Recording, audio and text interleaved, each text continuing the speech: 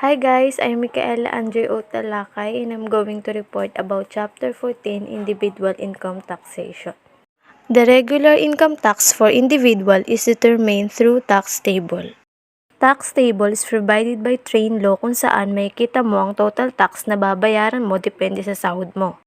Sa 2023, ang percentage para sa excess is magbabago. Dito muna tayo sa tax table from 2018 to 2022. Dito nakasaad na kapag ang sahod mo is 250,000 o mas mababa pa dyan, 0% tax ka or wala kang tax na babayaran. Kapag naman ang sahod mo is mas mataas sa 250,000 at hindi aabot ng 400,000, ang babayaran mo is 20% of excess over 250,000. So ano nga ba ang excess over 250,000 na sinasabi? For example, may annual income ka na 270,000, ang sabi kapag 250,000 ang sahod mo, walang tax. Dahil lumagpas ngayon sa 250,000 ang sahod mo, ang babayaran mo is yung excess or sobra dun sa 250,000 na minimum. Kukunin mo ngayon ang excess. 270,000 minus 250,000 is equal to 20,000. Yan na yung excess sa 250,000.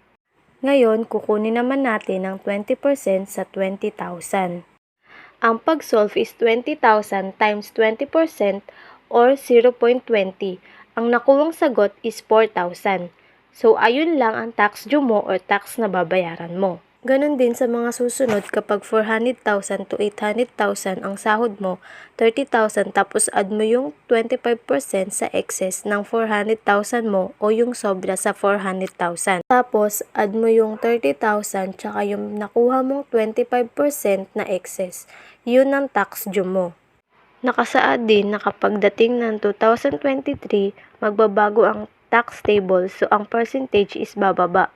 Why? Dahil sa repeal of the personal exemption. The train law repealed the concept of personal exemption in order to simplify the tax system. It cannot be denied that individuals incur personal expenses such as cost of living in order to survive. Dahil sa pagtaas ng mga bilihin, nagkaroon ng lieu of personal and cost of living expenses of individuals. Kaya nag-provide ang train law ng 250,000 annual income exemption sa mga individual. Nakasaad ito sa may tax table na pinakita ko. Taxpayer subject to progressive income tax for individual covers the following.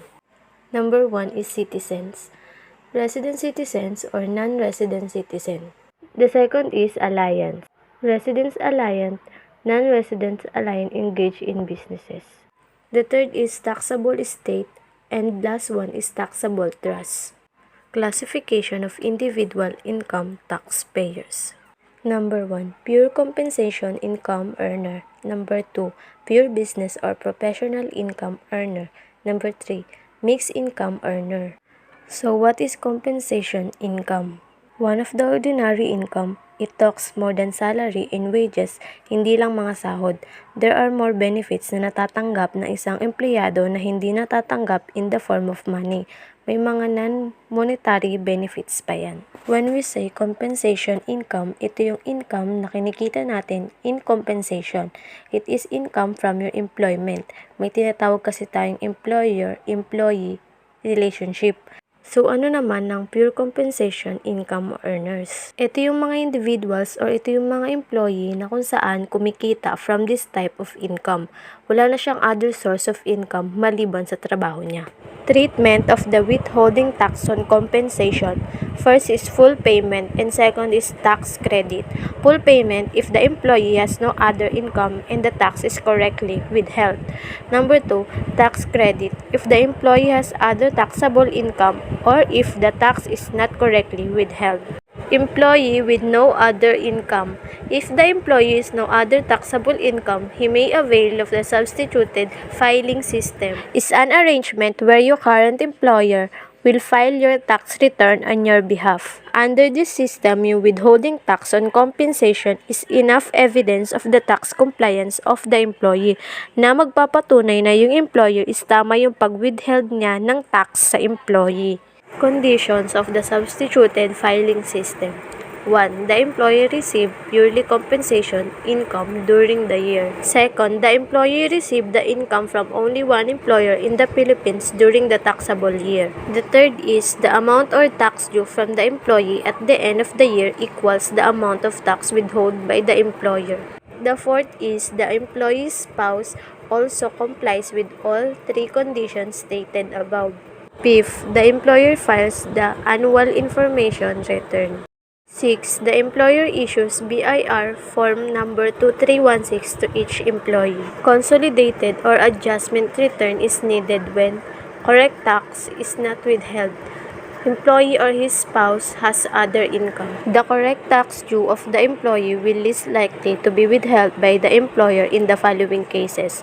First is concurrent employment, successive employment during the year, and lastly, incurrence of error by the employer. Example of concurrent employment. Mr. Santos is both employed in San Miguel Corporation and Unisilver. He has the following income and withheld tax during this year. Taxable income from San Miguel Corporation and Unisilver is 350,000 and 450,000. The withheld tax is 20,000 and 42,500. Si Mr. Santos nag-file ng consolidated or adjustment return. So, ganito dapat siya i-compute. Taxable compensation income niya is 350,000 plus 450,000. Saan siya nakuha? Yan yung sahod niya sa both company na pinagtatrabahuan niya. So, equal to 800,000 lahat. Ang income tax due niya o dapat bayaran niyang tax is 130,000. At dahil nga nag-file siya ng adjustment return, ililes doon yung tax withheld ng employer niya, yung 42,500 plus 20,000 equal to 62,500. Ibabawas natin yung 62,500 dun sa individual tax due niya na base sa tax table. So, 130,000 minus 62,500 equal to 67,500. So, ayan yung income refundable niya. Diba ang laki din ng marerefund niya? Kaya siya nag-file ng adjustment return or compensation kasi may dalawang income na pinagkukunan. Another example, successive employment. In 2019, Santos resigned from SMC and transferred employment to Unisilver. Taxable compensation income niya sa dalawang kumpanya is 350,000 at 400,000. At tax withheld from compensation or yung tax due niya is 20,000 and 42,500. So, saan nakuha yan? Nag-base sila sa may tax table. Nakadependent tax due niya sa sahod niya. So, nag-file siya ng consolidated or adjustment return para makover yung 2019 total income niya sa dalawang trabaho niya. So, ganun din yung gagawin natin sa may situation 1 na ginawa natin kanina. Ang taxable compensation income niya is 800,000, ang income tax due niya per individual. Kapag nakadepende sa tax table is 130,000. So, paano nakuha? Ang sabi sa tax table, kapag ang sahod mo is 800,000, ang tax due mo is 130,000. At dahil nga nag-file siya ng adjustment return, ililes natin yung tax withheld by both employers. Ito yung tax due niya sa dalawang sahod niya, hindi yung kabuuan. 20,000 plus 42,500 is equal to 62,500. So, ibabawas natin siya sa may individual tax due, which is 130,000. So, ang income tax payable or marerefund niya is total to 67,500. The third situation is the employer error. Jeff employer withheld 56,000 out of 450,000 taxable compensation income. Jeff filed an annual adjustment return or claim refund or tax credit for excess withholding. Dahil ang tax na na-withheld kay Jeff ay mali, si Jeff ay nag-file ng annual adjustment return. So, ang pag-compute ng tax na marerefund ni Jeff ay ganito. Si Jeff ay may taxable compensation income na 450,000. Ang income tax due per individual tax table is 42,500. So, paano nakuha ang 42,500? Nag-base tayo sa tax table. 'Di ba sabi kapag 400,000 ang income mo, ang tax due mo is 30,000. Eh ang sahod niya is 450,000, bali may excess pa na 50,000. Sabi sa tax table, kapag may excess pa sa 400,000, add ka ng 25% ng excess. Bali, kinuha natin ng 25% ng 50,000 is 12,500. Add natin ngayon ng tax due ng 400,000 which is 30,000. So, lahat ng tax na babayaran niya sa sahod niyang 450,000 is 42,500. Pero ang employer niya, binawasan sa kanya is 56,000. Magkano dapat ang marerefund niya? Ganito, ang nakuha nating income tax due niya is 42,500. Less natin siya sa tax withheld ng employee niya na 56,000. So, ang refundable tax niya is 13,500. Employee's other taxable income. Employers' other income subject to regular tax may came from casual sources and engagement in business or professions. Kapag ang employee or kapag ikaw mismo may other source of income, pwede kang mag-file ng annual income tax return para ma-refund mo yung other income tax mo. Ito yung sinasabi nating consolidated income tax return or adjustment return. The consolidated income tax return may either be BIR Form 1700 if the employee is hindi engaged sa anumang business or walang ibang source of income niya, at BIR Form 1701 para sa mga employee na may other source of income like engaged sa business or profession. Ang binibigay ng employer na form which is BIR Form 2316 na tinatawag na tax credit. Sa may with other casual income or sa mga may iba pang source of income like business, ganun din ang pag-solve. Ang pagkakaiba is may condition. Like for example, employee ka, ang gross compensation income mo is 987,000, bali babawasan niya ng mga exempt benefits at mandatory deduction like SSS and PhilHealth. So, ang mga other source of income ng employee is pwedeng business or mga interest. The consolidation procedures of employees engaged in business or practice of a profession will be discussed under mixed income earners, pure business and professional income earner. Individual taxpayer engaged in business or practice of professions shall file quarterly income tax return BIR Form 17010 and an annual tax return, quarterly tax return and deadline. First quarter ITR 1701Q. Deadline May 15 of the same calendar year. Second quarter ITR 1701Q. Deadline August 15 of the same calendar year. Third quarter ITR 1701Q. Deadline November 15 of the same calendar year. Annual ITR 1701A.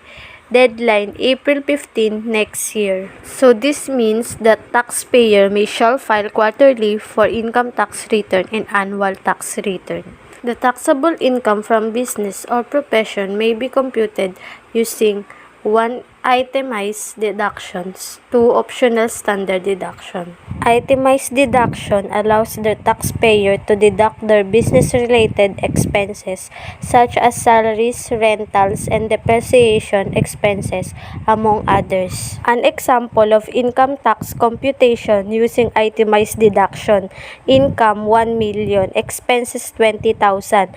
Taxable income 1 million minus expenses na 20,000 equals 980,000. Tax due 130,000 plus 30% ng 980,000 minus 800,000 equals 184,000. Optional standard deduction is a method that should make things a lot easier for many people. Instead of having to get itemized expenses, you basically have to just declare that your expenses are 40% of your income. An example of income tax computation using optional standard deduction: income 1 million, actual expenses 20,000. Expenses for OSD is 400,000. Why? Kasi sabi kanina kapag OSD ang ginamit mo, ang magiging expenses mo is 40% ng income mo, which is kinuha mo ang 40% ng 1 million na income mo kaya naging 400,000. Taxable income mo ngayon is 600,000 kasi binawas natin yung OSD expense na 400,000. At ang magiging tax due mo is 30,000 plus 25% ng excess mo sa 400,000, which is 25% ng 200,000. Based on the tax table, ang nakuhang sagot, lahat ng tax due is 80,000. Excess quarterly estimated tax. The excess quarterly estimated tax payment over the quarterly tax due may, at the option of the taxpayer, be carried forward to quarters of the succeeding taxable year or claimed through tax refund. The option to refund. The option to refund may be in the form of cash or tax credit certificate.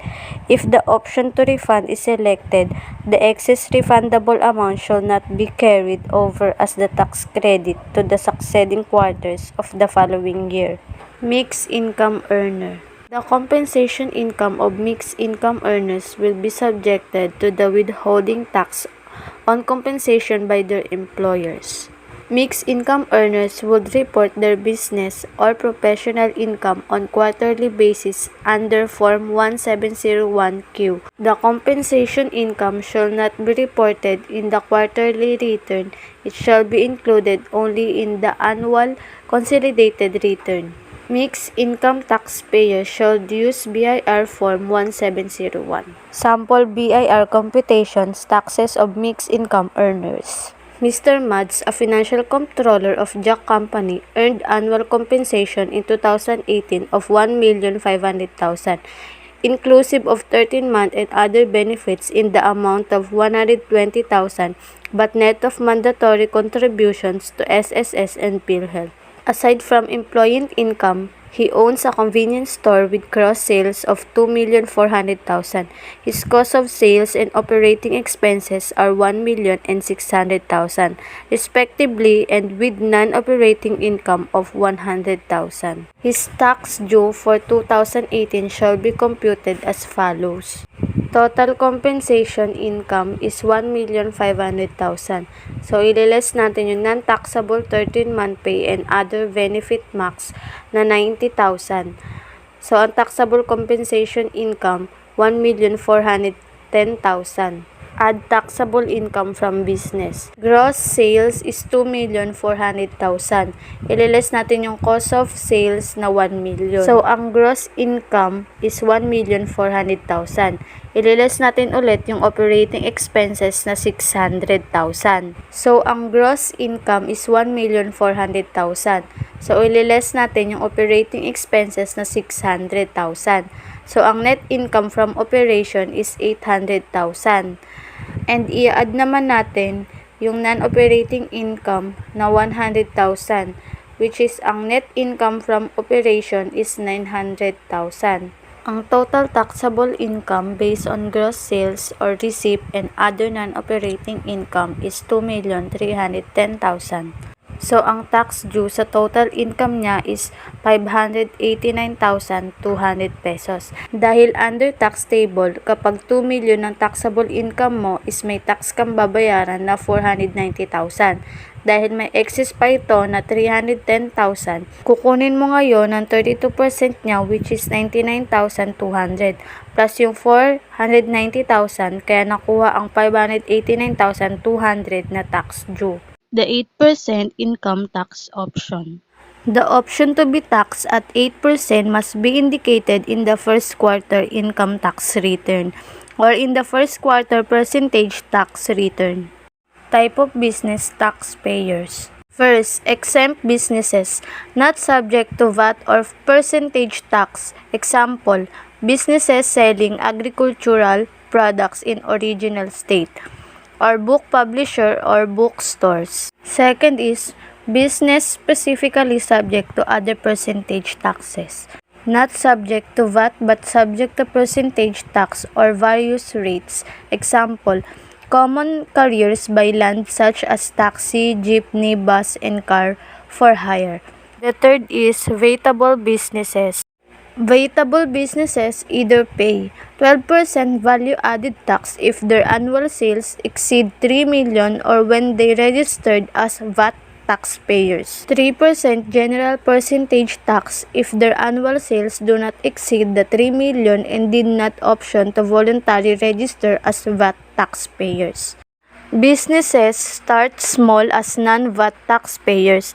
As their businesses or practice gains traction and reach the 3 million VAT thresholds, they are mandatorily required to register as VAT taxpayers. Covered businesses.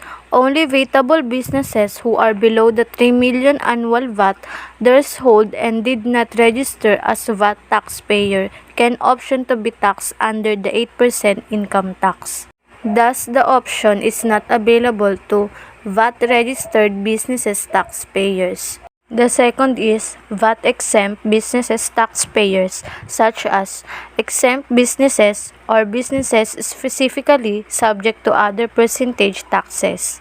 The third is individuals receiving income not subject to business tax, such as partners receiving share in net income of general professional partnership, co-owners receiving shares of income in co-owned properties, venturers receiving share in net income of an exempt joint venture, heirs or beneficiaries of trust receiving income distribution from estates or trusts. This table shows the tax obligations of individual non-VAT taxpayers.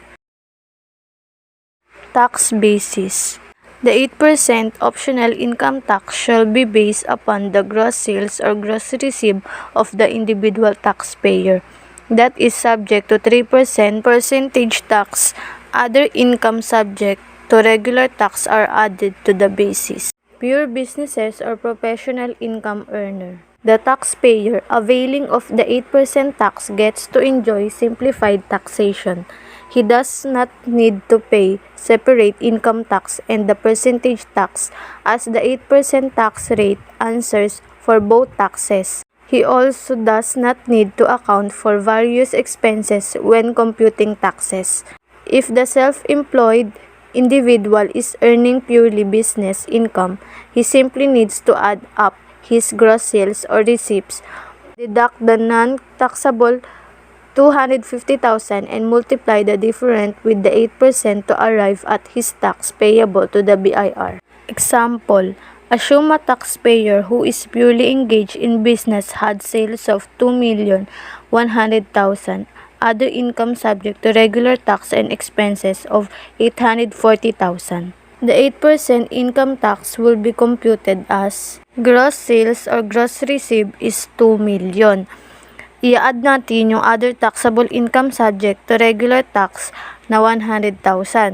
Ang total is 2,100,000. And ileless natin yung annual exempt income na 250,000. 250,000 nakuha siya sa exemption na tax table na 250,000. So, ang total net income is 1,850,000. Multiply by optional income tax rate na 8%. Ang total na 8% income tax is 148,000. Yan na yung tax due na babayaran ng taxpayers if nag-register siya as 8% income tax. Mixed income earner. Compensation income is not subject to business tax.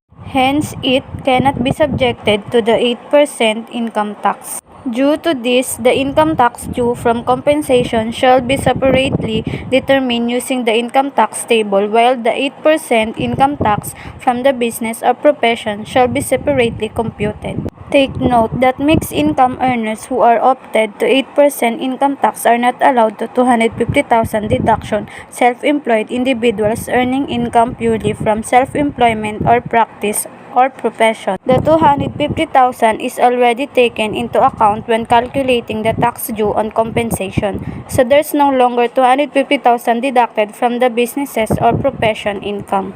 Here's the example.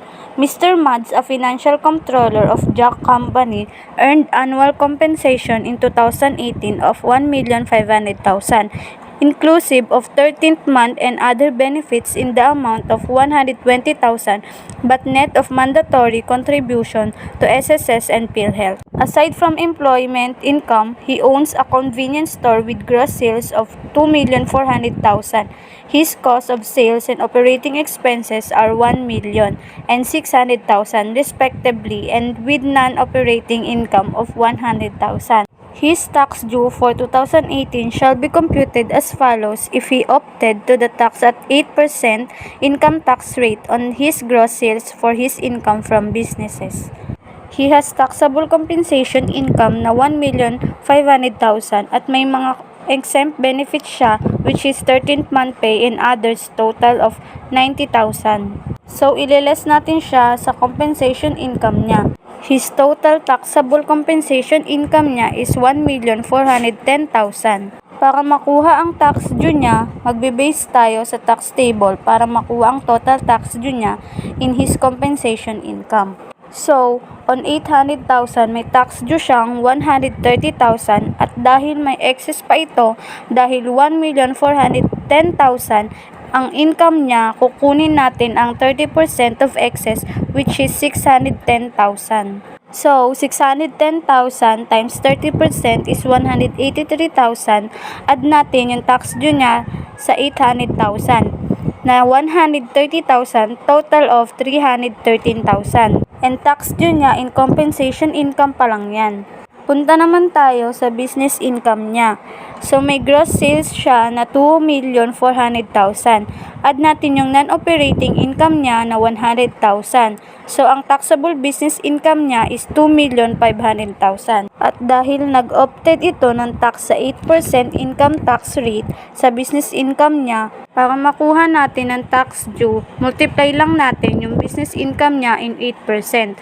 Take note na wala ng 250,000 deduction sa business income niya dahil ang 250,000 exemption is nababawas na sa compensation income niya. So, 2,500,000 times 8% is 200,000.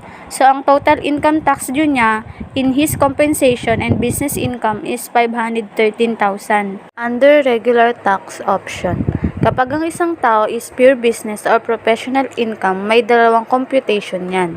The regular income tax and 3% business tax for us to know the total tax as under the regular tax option. For example, assume a taxpayer who is purely engaged in business had sales 2 million. So, kunwari, yan na yung kabuuang net income niya. Under regular tax option, he would pay the following. Regular income tax. Taxable compensation income niya is 2,150,000. So, ililess natin yung limit of the income bracket where the taxable income qualifies. So, the bracket is 2 million. Sabi, kapag 2 million ang sahod, may tax due agad na 490,000 at dahil may excess ito na 150,000, kunin natin ang 30% or bracket marginal rate. So, 45,000 ang sagot. Add natin yung 490,000, bali, ang income tax due is 535,000. 3% business tax. Under 3% business tax, we have computation. Net income na 2,150,000 multiplied dun sa percentage tax rate na 3% which is sagot is 64,500. So, ang total taxes under the regular option is 599,500. Yung 3% percentage tax is paid in 4 quarterly percentage tax returns. Itong 3% percentage tax nabanggit na under types of business, which is yung mga vatable business na hindi nag-exceed ng sales sa 3 million is magbabayad ng 3%. 8% income tax. So, kapag nag-opted ng 8% income tax, under this option, ang tax na babayaran mo lang is 8% ng income mo.